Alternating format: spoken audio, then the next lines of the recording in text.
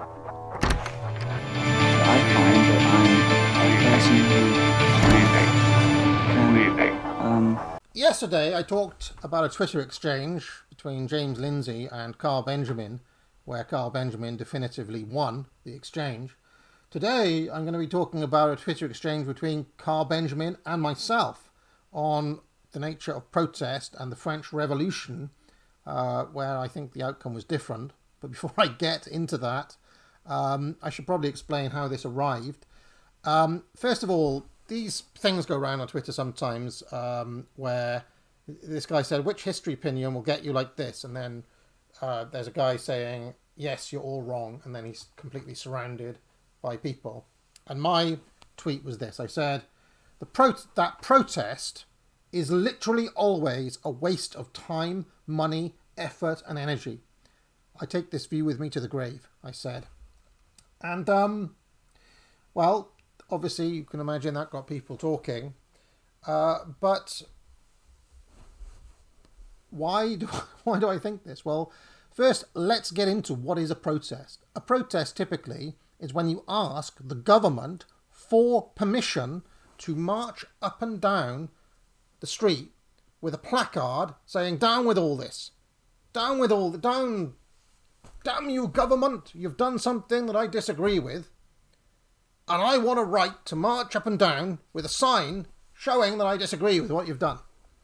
This is government. This is the protest, okay? And the government says, yeah, okay, the government, will allow you to marching up and down the square with a placard saying, down with all this. I, the government, bestow you with the right to protest something I have said or done.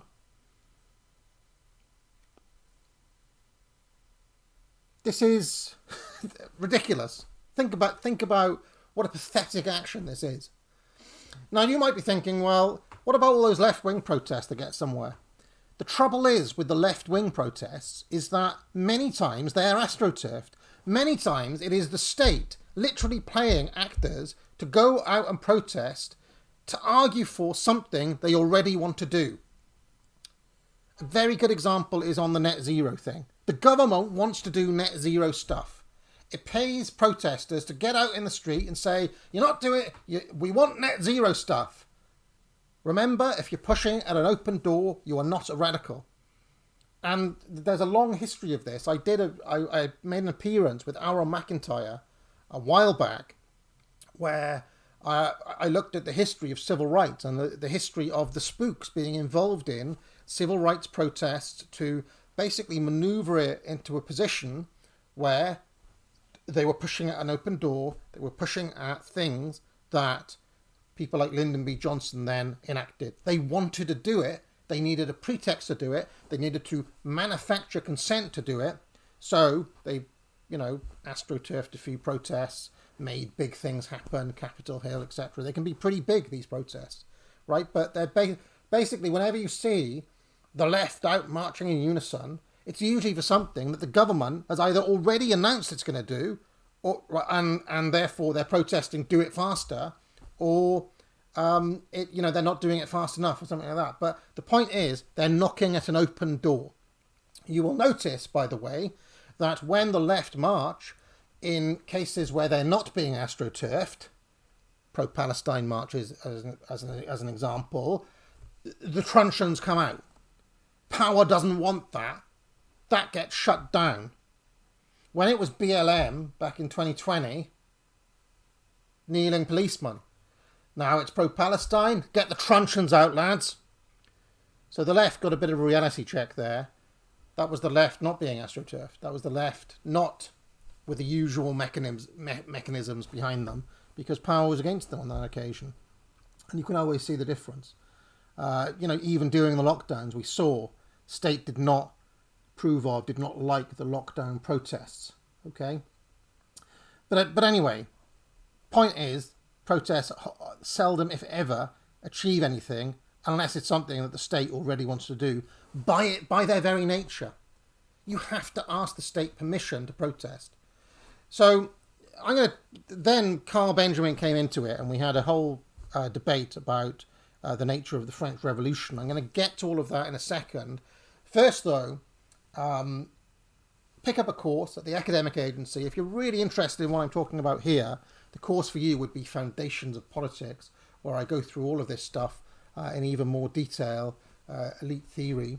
But then there are other courses, Foundations of Economics, Foundations of trivium, the whole trivium, writing, rhetoric, logic. Many other great courses are available. Foundations of Shakespeare was the last one. World-class course.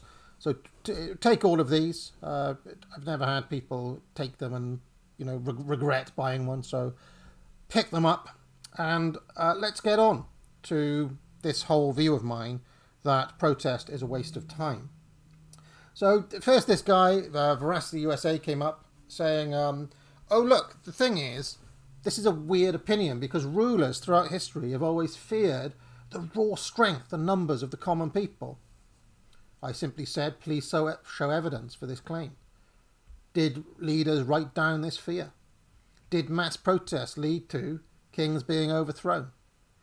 And then I said the French Revolution, where the king was overthrown, was an elite-armed insurrection and not a protest, by the way.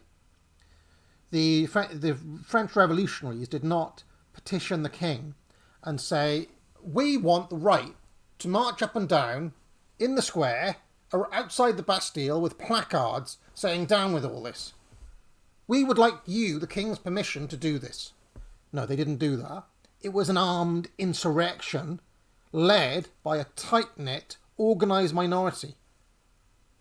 There were several organised minorities. The French Revolution was complex. There were actually several organised minorities, including a kind of rogue aristocracy who turned against the king, so aristocrats, bourgeoisie, obviously, intellectuals of various sorts, and they were all involved in a coalition to overthrow a rotten establishment. That is what happened. I've got a huge book here on the French Revolution, worth reading, by Thomas Carlyle. It's just out of shot, where he goes into a lot of these details. And Carlyle's view is that basically the French aristocracy had it coming, the French ruling class had it coming. So yeah, I mean, let's get into it now with Carl. I just have to find the specific things, because Carl said the French Revolution was not elite-led. It was a middle-class revolution which leveraged the Parisian underclass. The king and aristocracy were the elite who were targeted. It was organised, though, which I think is the actual factor you're thinking of. And I said, the claim the French Revolution was not elite-led is ridiculous, and I will not debate it. And then we got into some backs and forths. Yeah, it's probably worth mentioning here, I'm recording this a little bit later and inserting it in, is that one of the definitional issues here is over what it is, what an elite is, okay? And I think Carl was taking elite to mean whoever's in power. But actually, an elite is basically any organised minority. And we can break that down further into what is called the ruling elite, that is the people at the top of the current system, the government, the non-ruling elite, the intellectual and technical classes who are not formally in power but who serve the current system. That's your professors, your journalists, your civil servants, your bureaucrats, the non-ruling elite, okay? And no system can function without that non-ruling elite, by the way. And a lot of elite theory actually focuses on how important that strata is. It's not just the government, it's that strata too that any revolution would have to deal with. Third, there is the counter elite, that is the organised minority who seek to supplant the ruling elite. Okay? Now you could have arguments about whether you, Carl, are a member of a counter elite. You could debate that, maybe not. But this is the technical definition of elite. I'll get back now. Let's get back to the video. I'm going to have to edit this in later. Maybe I'll put like a chop. Chop. Carl said it was a revolt to literally overthrow the highest of elites. And I said, well, let's look at the numbers. The storming of the Bastille, 1,000 men. The insurrection of the 10th of August, 1792, 20,000 men. The insurrection of the 31st of May, 1793, 30,000 men. The population of France was 28 million. And we know the names of the commanders. Henriot, Marat, Maximilian, Robespierre. You know the names. We know who they were. They wrote books. They wrote pamphlets. They rabble-roused. They wanted to overthrow the government. They were revolutionaries. And anyway, and then this continued because he didn't have that. There's a few other little details, like for example, people saying, well, there were foreign actors involved as well. The British government, it should be said, it was not for the French Revolution, and in fact they backed two post-revolutionary wars, which are known as the Revolutionary Wars, invasions of France, basically to carve up France between the other powers and restore the monarchy. They're kind of interesting things to look at. The Holy Roman Empire lost something like 200,000 men in one of those invasions, and France came out of that. They defeated the coalitions that would be secretly, or not so secretly, being backed by the British government at that time to take out the new revolutionary government and put the king back. And after that, of course, there was the Napoleonic Wars, which was basically, like 6-7 wars, where all backed by the British, where they basically sought to destroy Napoleon. And they did destroy Napoleon in the end. So that is actually what happened. That's kind of like by the by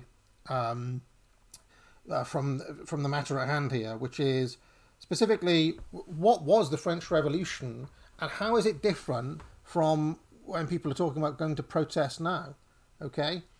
It's important to distinguish, I said, between protest, which is an activity where you seek government permission to stand around with placards, down with all this, and armed insurrection, which is where there is an attempt to overthrow the government using force. The French Revolution was not a protest. It was an armed insurrection.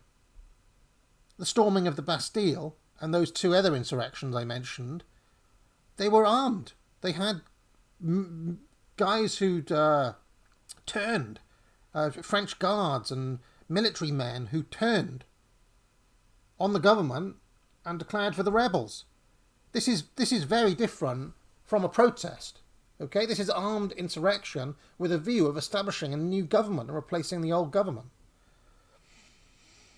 Well, Karl came in there again and he said, please have an intervention, Apostolic Majesty. He tried to tag in Apostolic Majesty, and then he quoted all of these riots that happened. And unfortunately, for him, this backfired because Apostolic Majesty came in and said, I'm afraid I completely agree with AA in this case.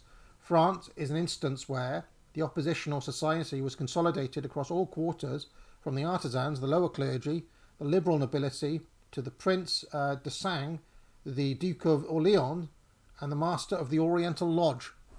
That is what Apostolic Majesty said. But I think there are some interesting things to go into when it comes to this. Okay.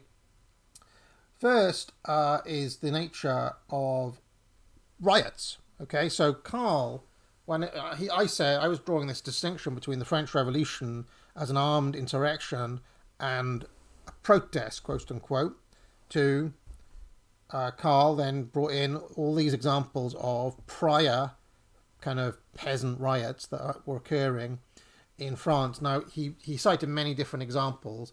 I don't have the time to go into any of them, really. Some of them did have elite organisation. Some of them were controlled, you could put it that way. Others were more random in nature.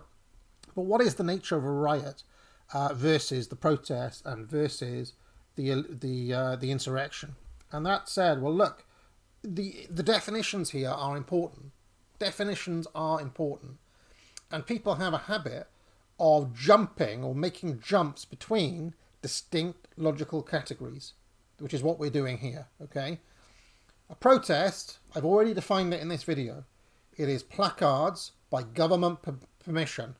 I seek you, the permission of you, the government, to marching up and down the square, with a placard saying down with all this.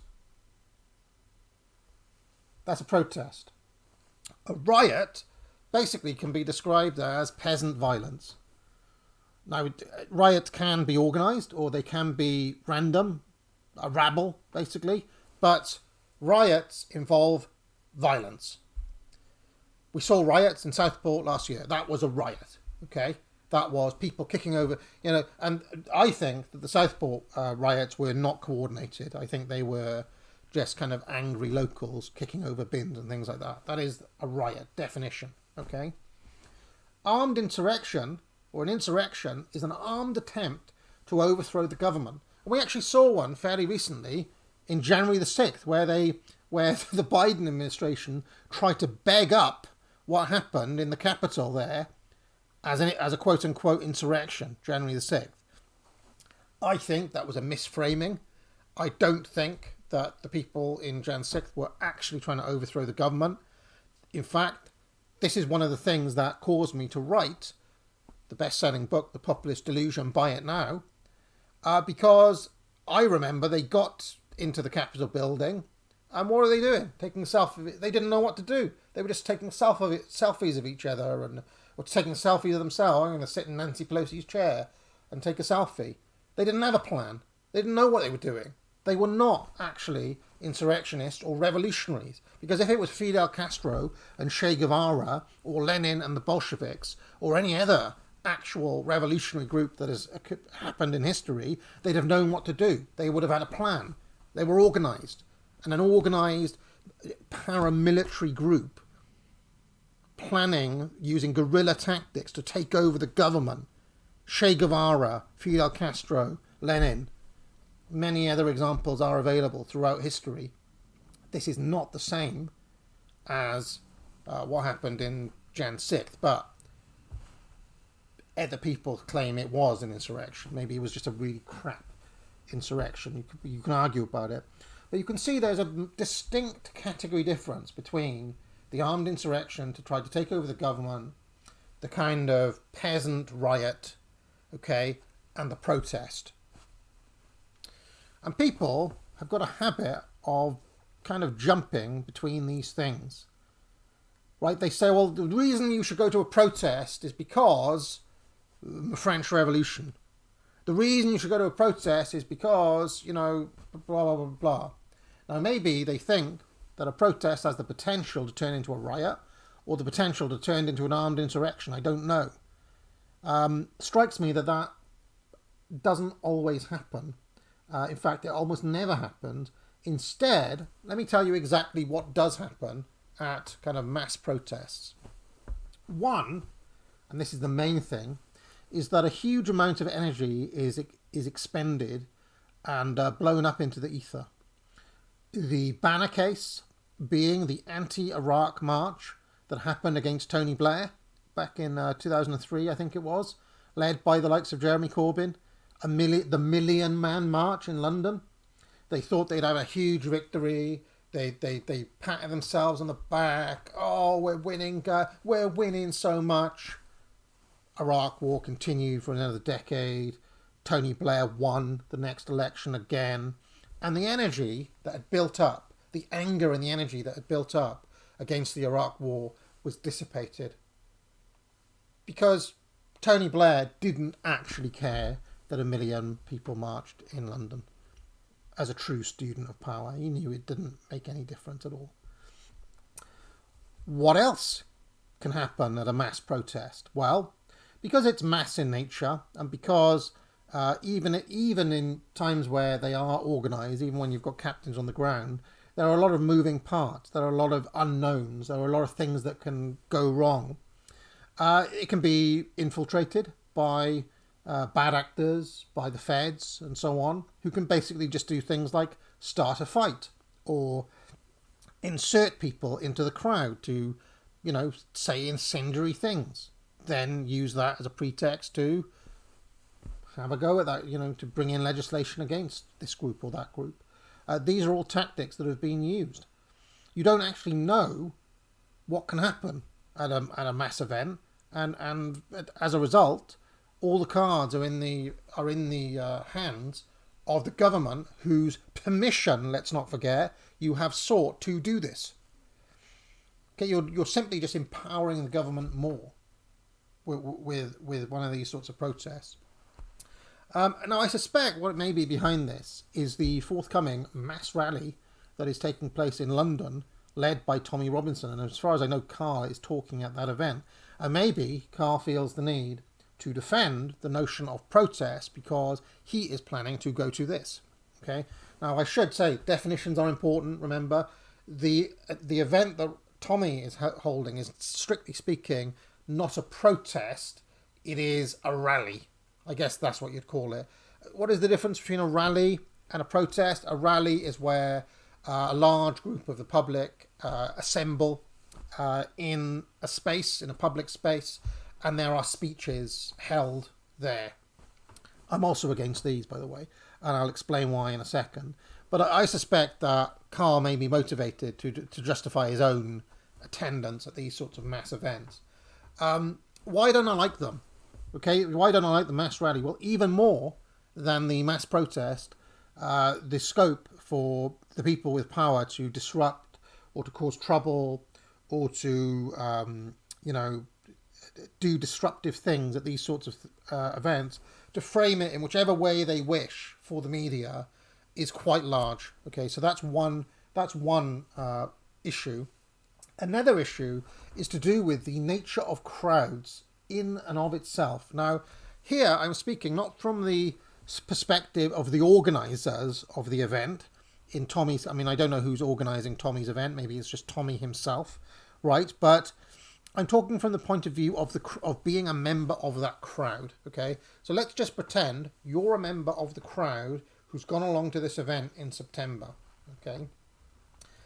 Great book, which I talk about in Populist Illusion, and I've mentioned before, Gustave Le Bon, The Crowd. It's all of what I'm saying here is all in that book. What is the nature of a crowd? A crowd is always and everywhere passive and feminine. Passive and feminine.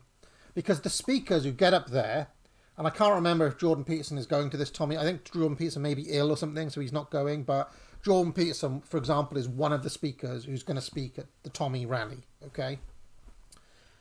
When you would put yourself in the position of being one of that multitude in the mass, in the crowd, you are basically acquiescing to be the blank canvas on which somebody like Jordan Peterson can paint. And you basically consent to allow Jordan Peterson to paint his ideal picture on you, using you as the kind of raw materials from which to craft whatever narrative he wants. So you all assemble there. Maybe you've got in your mind your own ideas of why you've assembled. And Jordan Peterson stands up there and he says, well, the reason we're gathered today is for classical liberalism, for individualism against the collective. We stand here for Israel and against Islam.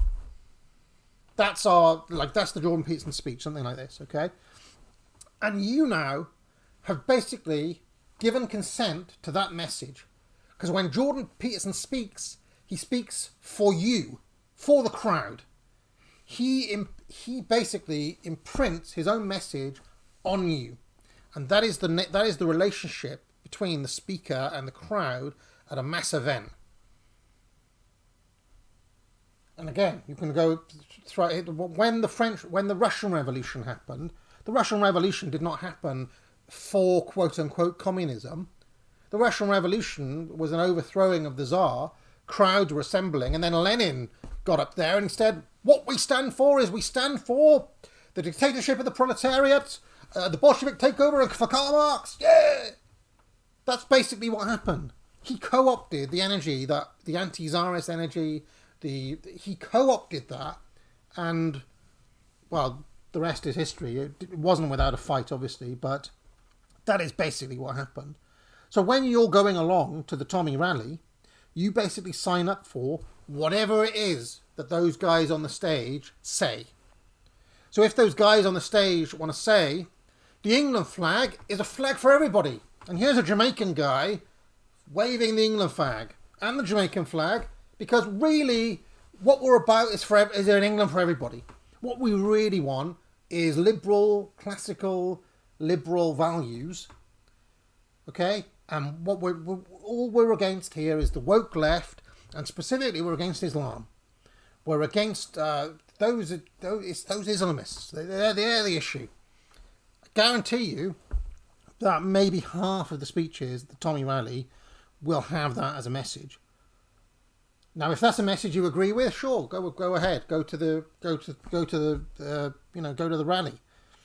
But for many people there, they won't really understand any of that stuff that's being said. They're just having it imprinted on them, said on their behalf. So that's another structural issue that I have with a mass rally. It's good as a manipulative tool. It's good if you're the Jordan Peterson there, bad if you're the member of the crowd, because you're being played yet again. But it's also bad from the point of view of being the organiser, in so much as the mass event is very hard to control, and like I said, the government can cause all sorts of problems because they are the active agent there, if you want to put it that way. They will have people on the ground that can cause all sorts of bad things to be said or done. Example recently in Australia, where things appeared to go wrong, and which is being framed now in all sorts of different ways. Now, you could have been at that rally, you may support those people, I don't really care. The nature of the rally, the nature of the public protest lends itself to shit shows, basically. It always, everywhere, inextricably ends up in a shit show, unless the government wants that thing to happen, in which case you get the Greta Thunberg, save the environment. Okay, yeah, here's all the stuff we're doing. Hey, meet the Pope, Greta. Meet the Pope. Have a breakfast at 10 Downing Street, Greta Thunberg, because that just happens. Until Greta Thunberg turned against Israel, in which case she doesn't get invited for breakfast at Downing Street anymore, because they don't want that. They actually support Israel. They don't support what Greta stands for anymore. So Greta Thunberg is an interesting example, because it strikes me she went from being astroturfed, completely astroturfed, to being somewhat rogue, you might say, or somewhat actually against power. Anyway, that's not to say, however, that any of her protests are going to get anywhere either. I mean, I will say the same thing about if you're there's every chance that you're a pro-Palestine person or a leftist who watches this channel, who's passionately attends all of the kind of swampy Jeremy Corbyn type protests.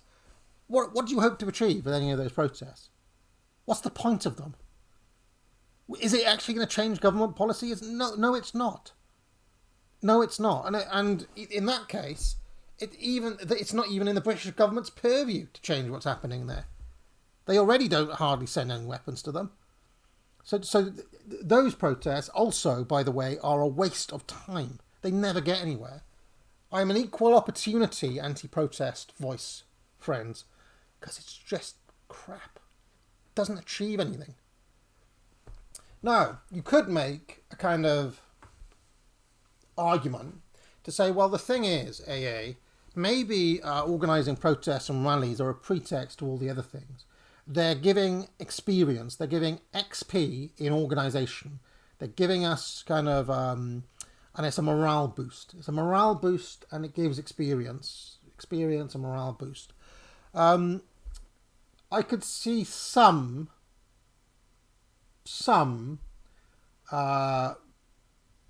credence to that argument, but I would love you to show me 10 examples in history of that actually happening, of where for, let's say, a decade or 2 decades, a person who has then overthrown the government, or a group of people who have later overthrown the government, spent a decade or 2 decades attending protests and doing mass rallies and things like that, which had the the acquiescence of the current government. And this I guess is getting us towards the key differentiator here, because a lot of the groups in history, when they acted, were rogue, right? Fidel Castro did not go to Batista and say, "Excuse me, I would like permission to hold a pro-communist protest outside the palace." He didn't do that. He spent a decade in the bloody hills, living off nuts and berries with Che Guevara, in a guerrilla militia paramilitary group, before storming Havana and taking over. So I guess what we're honing in on is the fact that many of these mass events now require government permission. And if you're asking the government for permission with something, clearly the government, at some level, is all right with it. Because what does it give the government? It gives the government eyeballs. It gives the government data and information. It gives them a head count. How many people are at this event over here? It gives them all sorts of intelligence and information which they can then use to disrupt, to control, to manipulate, to redirect. And I suspect that the British government in particular is very good at all of these different things. So yes, I am not for protest for all of the reasons that I outlined here. I think it is important to maintain these distinctions between protest, riot and insurrection as well. Note, by the way, I am not arguing for any of those other things here either. I am simply delineating, as a matter of academic correctness, you might say, between these different categories. Because I don't know, it feels like a lot of people in their imaginations think, if we just get a crowd large enough, magically then Bastille. We just need to get a crowd large enough, then Bastille. This is just nonsense. This is silly. For one, the Bastille was only about 1,000 people. 1,000 people led by a group of elites who had military training. I think there were 60 former officers there who turned, or 61 former officers. They had access to cannons. And it was like 1,000 people against 124 soldiers. That was the Bastille. Or 120 soldiers, something like that. And, you know, they used superior organisation and superior numbers to overwhelm the 120 guards who were at the Bastille. 28 million people in France. Anyway, so yeah, let me know what you think about all of this. I stand by, I take to the grave my anti-protest stance.